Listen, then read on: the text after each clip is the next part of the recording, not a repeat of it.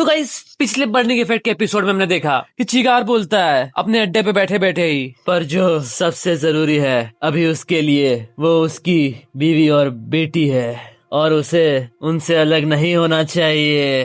तो गाइस ये देखा था हमने पिछले पार्ट में कि चिगार बोल रहा होता है पाउंड को ये सब कुछ, और अब हम देखते हैं आगे जहाँ पाउंड कैंडी को बोल रहा होता है लेके चल मुझे बैटलफील्ड की तरफ, छोटी बच्ची जिसके पास अब और लाइफ नहीं बची है इस दुनिया में, मैं तेरे आखिरी शब्द अपने कानों से सुनूंगा। तो गाइस ये सुन के कैंडी एकदम डर जाती है और जमीन पे रेंगने लगती है, और फिर कैंडी उसको एक ब्रिज के पास लेके आती है और वहाँ पे आके वो दोनों रुक जाते हैं क्योंकि सामने खड़ा होता है हैवी नियम और उसके साथ बहुत सारे बंदे। और फिर हैवी नियम पाउंड को बोलता है बदला मेरे साथियों के लिए देख के लगता है मैं अब उसे ले सकता हूँ। और उसके पीछे जो एक उसका सोल्जर होता है वो उसे देख के अपने बोल रहा था चुप रहे यार। और फिर पाउंड बोलता है हैवी नियम को, हैवी नियम तू अभी भी जिंदा है। और फिर कैंडी कुछ नोटिस करती है और वो बोलती है हाँ। वो देखती है हान को जो हैवी नियम के पीछे खड़ा होता है अपना टैब लेके। हान उसको देखता है और थोड़ा सा मुंह बनाता है, पर फिर कैंडी बहुत तेजी से उसकी तरफ जाती है और उसको पकड़ लेती है और हैवी नियम को बोलती है हम यहाँ से जा रहे हैं। और हैवी नियम बोलता है इसीलिए बच्चों से उम्मीद नहीं रख सकते। और हम देखते हैं कि कैंडी हान को लेके आसमान में कूद जाती है और उधर से भाग जाती है। हान बोलता है तेरे को क्या हुआ, मुझे डेटा जमा करना था। कैंडी बोलती है हटाओ ये सब, रोको कुछ समय के लिए, वो भी इस जैसे आदमी को। चिगार तू हरामजादे, वो हमारी लाइफ को एक चारी की तरह यूज कर रहा था। तो गाइस चिगार ने इन लोग को सिर्फ इसलिए भेजा ताकि वो कुछ टाइम निकाल पाए और तब तक पाउंड इन लोग को मार के बिजी रहे। और फिर हम देखते हैं आगे हैवी नियम के पास जहाँ वो तोजी बन चुका होता है, उसका आधा शरीर बीच में से एप्पल की तरह कट चुका होता है। और पाउंड बोलता है तू ही खाली इधर एग्जीक्यूटिव क्लास का है। हैवी नियम बोलता है हाँ मैंने उन्हें पहले ही आने से मना कर दिया था पर बच्चे सुनते नहीं। और फिर ये बोल के हैवी नियम नीचे गिर के मर जाता है। और फिर सारे जो हैवी नियम के साथ बंदे आए थे वो लड़ने की पोजीशन में आते पाउंड के साथ, पर फिर पाउंड अपना राइट हैंड ऊपर करता है और लेफ्ट हैंड ऊपर करता है और बोलता है वो कुछ बेटर नहीं करता, मैं सारों को ढूंढ लूंगा और सबको मार दूंगा। और फिर वो अपने दोनों फिस्ट एक साथ कोलाइड करता है और हमको बर्नर की वॉइस आती है जो सबको ये स्टोरी सुना रही होती है। वो बोल रही होती है बैटलफील्ड वही बन जाता है जहाँ वो खड़ा होता है ब्लॉसम ब्लू फ्लावर का। और हम देखते हैं एक बहुत बढ़िया पैनल जहाँ पे एक बहुत बड़ा सा धमाका हो गया होता है ब्लू कलर का उन सारे सोल्जर्स के सामने। और फिर से हमको बर्नर की वॉइस आती है तो इसीलिए उसका निकनेम पड़ गया ब्लू ब्लॉसम। और हम देखते हैं कि पाउंड बहुत ऊंची जंप करता है अपने दोनों हाथों के साथ, उसके दोनों हाथों से ब्लू कलर का ऑरा निकल रहा होता है। और फिर से हमको बर्नर की वॉइस आती है जो बोल रही होती है पाउंड को ये निकनेम पसंद नहीं था क्योंकि ये बहुत एलिगेंट नेम था, वो स्किल जिसने बहुत लोगों की जान ली, प्राइमरी इग्निशन। और हम देखते हैं पाउंड अपना प्राइमरी इग्निशन चार्ज कर रहा होता है और लॉन्च करने वाला होता है। और हम देखते हैं एक बहुत बढ़िया सा पैनल जहाँ पे आसमान में पाउंड अपना प्राइम इग्निशन चार्ज कर रहा होता है और सारे सोल्जर्स उसको देख रहे होते हैं। और फिर पाउंड अपना प्राइमरी इग्निशन बस्टर लॉन्च कर देता है सारे बंदों के ऊपर। और हम देखते हैं आसमान में बहुत बड़ा सा एनर्जी ब्लास्ट होता है और उधर जितने भी लोग थे ब्रिज के समेत वो खत्म हो जाते हैं। और हम देखते हैं फिर पाउंड ब्रिज के ऊपर लैंड करता है और उसको पीछे से किसी की आवाज आती है। वो बंदा और कोई नहीं होता है चिगार। वो बोलता है चढ़ा प्लीज थोड़ा इधर तो देखो, यहाँ कुछ सोती हुई ब्यूटीज हैं एंटी वेनम के इन्फ्लुएंस में। और हम देखते हैं कि चिगार ने बंदी बना लिया होता है बर्नर और उसकी मम्मी को। और फिर चिगार आगे बोलता है अगर तू उम्मीद कर रहा है कि एडमिनिस्ट्रेटिव ब्यूरो इंटरफेयर करेगा तो उठ जा नींद से। सारे ब्यूरो के स्टाफ शायद अभी कोई एजुकेशनल वीडियो देख रहे होंगे सेंट्रल गवर्नमेंट की तरफ से, तू देख सकता है मैंने अपने क्लाइंट्स से 1 घंटा मांगा है हमारे लिए। और फिर पाउंड बोलता है तू बंदी बनाने वाला गेम खेल रहा है। तो बोलता है हाँ अगर मैं एक शब्द भी बोलूंगा तो। और फिर पाउंड उसका जवाब देता बोलता है ये सब मेरे खिलाफ कर रहा है, ये इतना खराब है क्योंकि मैं इसके बारे में सोच भी नहीं पाया, क्योंकि मैं अपनी एक उंगली से इस पूरी सिचुएशन को खत्म कर सकता हूँ। और फिर जैसे ही पाउंड ऐसा बोलता है वो एकदम स्पीड में जाता है और उन दोनों बंदों को बीच में से फाड़ देता है जिन लोगों ने बर्नर और उसकी मम्मी को पकड़ा हुआ था। और फिर ऐसा करते ही पाउंड चिगार के पीछे जाके खड़ा हो जाता है और बर्नर और उसकी मम्मी को साइड में रख देता है सेफली। पर फिर चिगार बोलता है मेरी उम्मीद से ज्यादा तेज। पर फिर ये सुनते ही पाउंड चिगार की तरफ बढ़ रहा होता है, पर फिर चिगार बोलता है हे रुक रुक रुक, तू मुझे बराबर टाइम नहीं दे रहा है सिचुएशन एक्सप्लेन करने के लिए। और फिर चिगार एकदम इविल स्माइल के साथ बोलता है जरा ध्यान से देख उन दोनों प्रिंसेस को। और फिर पाउंड उन दोनों को मुड़ के देखता है तो देखता है कि बॉम्ब लगा होता है बर्नर और उसकी मॉम के ऊपर। और फिर चिगार आगे बोलता है ये टाइम बॉम्ब्स है जो हेवी न्यूयॉर्क ने बनाए थे, मुझे लगता है बस 3 मिनट ही बचे हैं इसे फटने में। और फिर चिगार आगे बोलता है तू इन बॉम्ब्स को जानता है ना अच्छी तरह से, अगर तू एक को भी निकालेगा तो दूसरा फट जाएगा, तो चाहे तू कितना भी फास्ट हो उसका कोई मतलब नहीं है अगर तुझे ना पता हो कि बॉम्ब्स को डिफ्यूज कैसे करते हैं। और ऐसा बोलते बोलते चिगार पाउंड के चक्कर काट रहा होता है और वो जैसे ही पाउंड के पीछे आता है चिगार बोलता है अगर तुझे पता भी होता तो ये इम्पॉसिबल होता उसे करना इतने मोटे हाथों के साथ। और फिर ये सुन के पाउंड के पसीने छूट रहे होते। और फिर चिगार आगे बोलता है पाउंड के पीछे से ही तू कॉन्फिडेंट था ना कि तू बेस्ट है पूरी दुनिया में अब तक, है ना? तू शायद आज भी कॉन्फिडेंट था। पुअर पाउंड, बुद्धू पाउंड, आखिर कैसे जिस बंदे के पास कुछ खोने के लिए हो वो हमेशा बेस्ट रह सकता है। और फिर चिगार आगे बोलता है जिस वक्त हमें तुम्हारी फैमिली के बारे में पता चला तू उसी वक्त हार गया था। और फिर ये सब सुन के पाउंड का एकदम दिमाग खराब हो रहा होता है और वो अपने दांत भी पीच रहा होता है। फिर चिगार आगे बोलता है तो रोक दे सोचना अपने इस खाली दिमाग से, टाइम जा रहा है तुझे पता है ना। और फिर चिगार बोलता है 1 मिनट बचा है बस। फिर पाउंड एकदम परेशान होके बोलता है तुझे मुझसे चाहिए क्या? मैं हार गया, तू जीत गया, मैं कुछ भी करूंगा जो तू चाहेगा, तू बॉम्ब को डिसार्म कर दे। और फिर चिगार एक इविल स्माइल देता बोलता है मुझे तुझसे सिर्फ एक ही चीज चाहिए। और वो पाउंड की तरफ आगे बढ़ रहा होता है और पाउंड को एंट वेनम देके बोलता है सीधा खड़ा रहे। और पाउंड ये देख के एकदम शॉक हो जाता है। और फिर चिगार आगे बोलता है ये एक स्पेशल एंट वेनम है जो सिर्फ तेरे लिए बनाया गया है, ये 10 गुना ज्यादा ताकतवर है नॉर्मल से। और फिर एंट वेनम पाउंड के अंदर चला जाता है और फिर पाउंड थोड़ा सा वीक पड़ के जमीन पे बैठ जाता है। और फिर वेनम इंजेक्ट करने के बाद चिगार बोलता है हैश मुझे डर था कि तू मुझे सुनने से पहले ही मार देगा, तो मुझे अगर तुझे कंट्रोल करना है तो मैं हॉस्टेज को अभी नहीं मार सकता।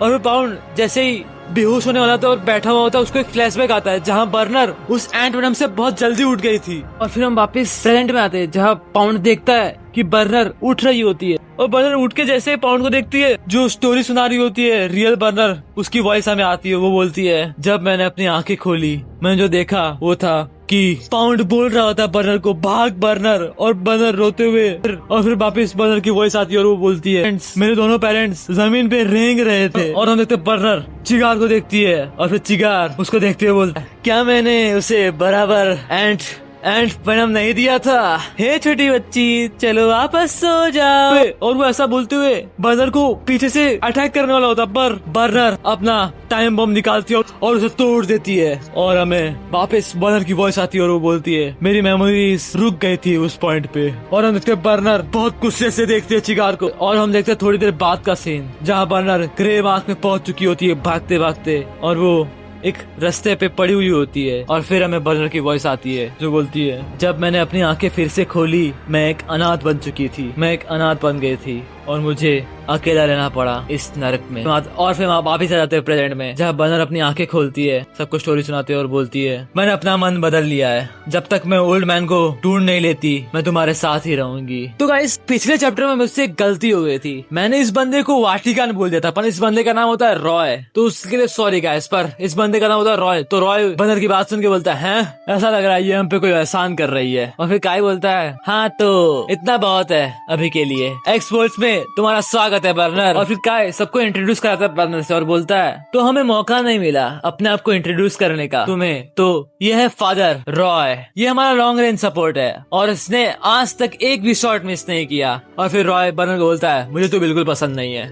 और फिर काय इंट्रोड्यूस कराता है बर्नर को, और फिर काय इंट्रोड्यूस कराता है बर्नर को रॉबर्ट से जो अपना मास्क उतार रहा होता है। पर फिर काय बोलता है ये है हमारा स्वॉर्ड्समैन रॉबर्ट। और फिर रॉबर्ट ने अपना मास्क उतार दिया होता है पर वो मास्क उतारने के बाद बहुत अजीब सा लग रहा होता है। रॉबर्ट बोलता है हेलो, पर फिर बर्नर उसका मजाक उड़ाना चालू कर देती है। बर्नर बोल रही होती है ये एकदम नॉर्मल है, हट बस अपना मास्क लगा ले, तू एक बैकग्राउंड कैरेक्टर की तरह लग रहा है। पर ये इंसल्ट बिल्कुल पसंद नहीं आती रॉबर्ट को और वो मुंह बना रहा होता है और वो गुस्से में होता है। पर तभी काय बोलता है, और हाँ रॉबर्ट अपने एक्सप्रेशन हाइड नहीं कर सकता है अच्छे से, तो उसे गलत मत समझना। हाँ। और फिर एडा उसको देख के अपने मन में सोच रहे होते वो गुस्सा कर रहा है। और फिर काय इंट्रोड्यूस कराता है बर्नर को इवान से और बोलता है, और वहाँ वो है हमारा हेल्पर जो कुछ भी बना सकता है, डॉक्टर इवान। इवान बोलता है तुमसे मिलके अच्छा लगा। फिर बर्नर उसको देख के अपने मन में सोच रही होती है, मुझे लगता है ये ज्यादा क्यूट था जब ये अपने सूट में था। पर तभी काय आगे बोलता है, और आखिर में हमारी डॉक्टर एडा। और फिर एडा बर्नर को पीछे से पकड़ के बोलती है, हम दोनों पहले ही मिल चुके हैं। और फिर बर्नर एडा को बोलती है, हट मेरे ऊपर से। पर तभी उन दोनों को देख के कोई जल रहा होता है और वो और कहीं नहीं होता, वो रॉय होता है और उसको बर्नर नोटिस कर लेती है। फिर बर्नर कुछ बहुत बुरा सोचती है जिससे रॉय को बहुत बुरा लगेगा और वो रॉय को देख के बोलती है हाँ? और फिर वो एडा को बहुत जोर से हक कर लेती है रॉय के सामने ही। और फिर रॉय अपनी गन निकालते हुए बोल रहा होता है, मुझे वो बिल्कुल पसंद नहीं है। काय बोलता है, शांत रहे भाई। और फिर बर्नर को कुछ याद आता है, वो बोलती है हाँ। और फिर वो काय को बोलती है, तुमने अपना नाम काय बताया था ना, मेरे पास कुछ है जो मुझे करना है। काय को समझ में नहीं आता। पर फिर वो लोग रात को जाते हैं उन्हीं दादाजी के वहाँ जहाँ पे बर्नर जिनके साथ बर्नर रही थी और सटे दिन उनको मार दिया था। और बर्नर वहाँ पे उनकी फोटो लगा के उनको श्रद्धांजलि दे रही होती है और उसके मन में उन दादाजी की बात ही चल रही होती है जो उन्होंने बर्नर को बोली थी, एक गरम कटोरा चावल का, कुछ अच्छी बातें, बस यही चाहिए एक अच्छे बाप को मरने के लिए सही से। बर्नर बोलती है, क्या सच में इतना सही? तब भी जब आपको मौत मिली जो आप डिजर्व ही नहीं करते थे मेरी वजह से। और फिर दादाजी की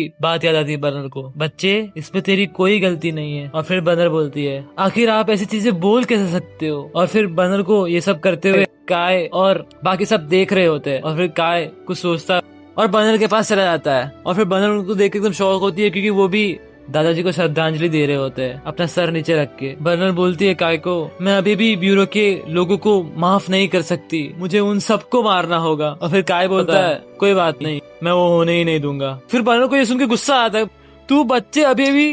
काय बोलता है, तुम्हें नहीं, मैं दादाजी से बात कर रहा था। बर्नर बोलती है, क्या? काय आगे बोलता है, अगर मैं दादाजी होता तो मुझे नहीं लगता कि मैं चाहता कि मेरी बेटी लोगों को मारे। और काय एक अच्छी सी स्माइल देता है बर्नर को। और फिर बर्नर ये सुन के एकदम शॉक होती है। और फिर काय बोलता है, क्या तुम अब मुझसे अट्रैक्टेड हो? बर्नर बोलती है, हट। और फिर इवान बोलता है, अगर हमने गुड बाइज दे दिए हैं तो चलो वापस चले, डिनर का टाइम हो रहा है और हम बहुत ज्यादा फेमस है बाहर घूमने के लिए। और हमको दिखाई जाती है बर्नर की वांटेड पोस्टर जिसपे एक बहुत बड़ी बॉन्टी होती है, 8 मिलियन की बॉन्टी बर्नर के ऊपर। और हम देखते हैं रात हो जाती है और वो लोग वापस सब घर पे आते हैं। पर बर्नर कुछ बना रही होती है और सब लोग हंस रहे होते हैं। और हमको बताया जाता है कि बर्नर को खाना बनाना पड़ेगा क्योंकि वो एक स्टोन पेपर सीजर गेम में हार गई। काय बोल रहा होता है, पता नहीं कैसे तो पर अब हम खाने वाले हैं खाना जो हमारे नए मेंबर ने बनाया।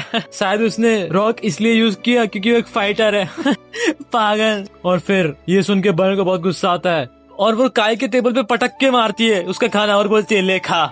और फिर वो रॉय को खाना देती है, उसको भी बोलता है, ले तू भी खा। और बर्नर रॉय को एक हड्डी देती है खाने में और बर्नर रॉय को बोलती है, और ध्यान रखना कि पूरी तरह से चबाओ निकलने से पहले। रॉय को एकदम गुस्सा आ गया होता है ये देख के। रॉय बोलता है, मुझे लगता है तुमने मुझे गलत खाना दे दिया है। बर्नर बोलती है, इस खाने से ज्यादा तुम पे और कोई खाना सूट नहीं करता। रॉय को ये सुन के और गुस्सा आता है और वो अपनी गन निकाल के बर्नर के ऊपर पॉइंट कर देता है और बोलता है, मैं तुझे सीधा भगवान के पास भेजता हूँ अभी इसी वक्त। बर्नर बोलती है, आजा। ये करते हैं तू छोटी सी। और फिर हम देखते हैं रॉबर्ट को जो खाना खा रहा होता है। उसे फिर एडा पूछती है, ये कैसा है मिस्टर रॉबर्ट? रॉबर्ट एकदम गंदा सा मुंह बना के बोलता है, ये ठीक है। और फिर एडा ये सुन के जो खाना उसके पास था वो सारा खाना भर देती इवान की प्लेट में। और फिर देखते यही सब हो रहा था, झगड़ा वगड़ा। और फिर थोड़ी देर के बाद सब सोने के लिए जाते हैं और एडा बर्नर को उसका रूम दिखा रही होती है और बोलती है, टाड़ा, ये है मिस बर्नर का रूम, ये थोड़ा सा छोटा है, क्या ये ठीक है? बर्नर बोलती है, ये अच्छा है, थैंक्स। और फिर एडा बर्नर के रूम में जाके सो जाती है, बोलती है, तो चलो सोते हैं। बर्नर बोलती है, वहीं रुको, तुम ये क्या कर रही हो? एडा बोलती है, सो रही हूँ तुम्हारे साथ। बर्नर बोलती है, क्यों?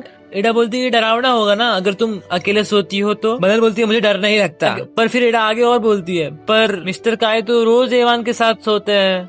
बर्नर बोलती है, रेवोल्यूशनरीज ठीक है ना? और एडा बोलती है, बस ज्वाइन कर लो, मुझे भी अकेले नहीं सोना है। क्या मिस बर्नर कंफर्टेबल है अकेले रहने में? और फिर बर्नर ये सुन के थोड़ा सोचती है अपने पास्ट के बारे में और बोलती है, कंफर्टेबल नहीं पर आदत है, कुछ ज्यादा ही आदत है। और फिर ये सुन के एडा भी थोड़ी सी उदास हो जाती है और बर्नर अपने मन में सोच रही होती है, तुम जिंदा हो ओल्ड मैन।